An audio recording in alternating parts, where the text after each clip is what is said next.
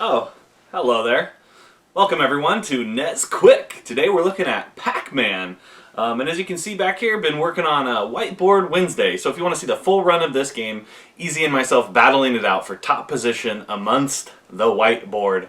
Check out the full footage, check our playlist, tune in on Wednesdays to see us going at it with various different games. But right here, I wanted to feature Pac-Man. Not a lot can be said about this game that hasn't already been said. It's a really basic game. Although it is probably one of the best ports from the arcade to console that you're ever gonna find. That being said, you know, Pac-Man's probably been ported to different consoles, different phones, different devices, more than any other game in video game history. If you ask any player who's ever played a video game, chances are they've probably played Pac-Man. Now, that, you know, can that be said about maybe some more popular characters that have had more success, Mario, Link, things like that? You wouldn't think. So, you know, that's one of the things that makes Pac-Man so cool, is his accessibility. Now, it is a very basic game at nature. You know, you're just going around eating pellets, going for high score. An original quarter sucker from back in the day. But like I said, one of the best ports you're ever gonna find is gonna be on the NES. One great reason to get it. You could also use the Advantage joystick with it, which works pretty good and responsive, which is a nice added bonus feature, is to be able to use that joystick and bring that arcade authenticity home. Again, the system at the time was created in the early 80s.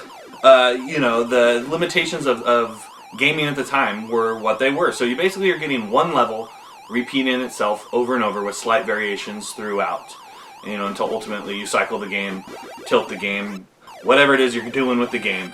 But the very nature of Pac-Man, what you have, is a high score challenge. As I mentioned, Pac-Man's been ported to so many different times, so many different places. It's easy to get washed out. You may play one of those Namco museum things and play Pac-Man and be like, meh, you know, whatever, it's not that great. But realistically, you're going to get the best control, the most authentic feel.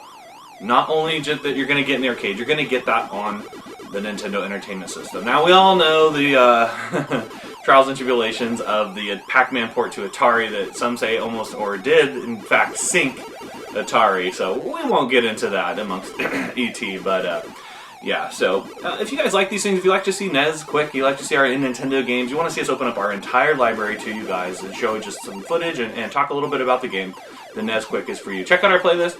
We've got, you know, 30 or so of those so far. We're trying to go for the whole darn kit and caboodle. So come on back, check us back, and like I said, check us on Wednesdays for Whiteboard Wednesday for more here on Brothers Forge Gaming.